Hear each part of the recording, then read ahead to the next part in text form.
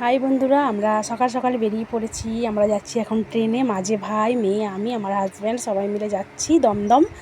তো দমদম আমরা কেন যাচ্ছি সেটা আমি বলছি একটু পরে। তো ট্রেনে সকালবেলায় ঠান্ডা ঠান্ডা হাওয়া খেতে খেতে খুব গল্প করতে করতে আমরা সবাই মিলে যাচ্ছি। তো আমরা যাচ্ছি দমদম। আমার মেয়ের গানের শ্যুটিং রেকর্ডিং হবে ফ্রেন্ডস টিভি এবং চ্যানেল ভিশনে। তাই আমরা সকাল সকাল বেরিয়ে পড়েছি। তা ট্রেনেতে একটু খেতেও ইচ্ছা করে, তাই একটু পাঁপড় ভাজা, চিড়ে ভাজা কিনে খাচ্ছিলাম।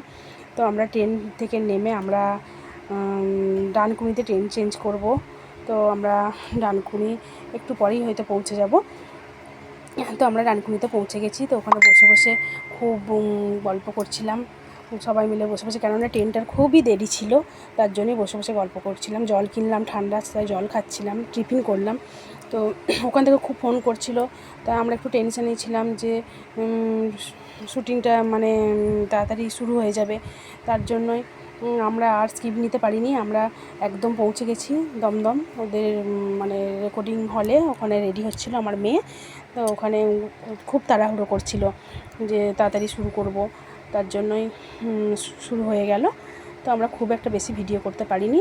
আমার মেয়ে 5টা গান করেছে, ওখানে রেকর্ডিং হলো। তো এটা অন্য ডেটে একটা দেখাবে। তো আমরা বাড়ি আসছি। তো আমরা মেট্রোতে বাড়ি আসবো বলে ওখানে টিকিট কাটলাম। তো এটা সেই গঙ্গার নিচ দিয়ে যে রাস্তাটা হয়েছে, মেট্রো যাচ্ছে, আমরা হাওড়ায় আসবো, সেই রাস্তাটা সবাই ভিডিও করছিল। খুব ভালো লাগছিলো, এই জায়গাটা একদম নীল দেখাচ্ছিলো, খুবই ভালো লাগছিলো। তো আমরা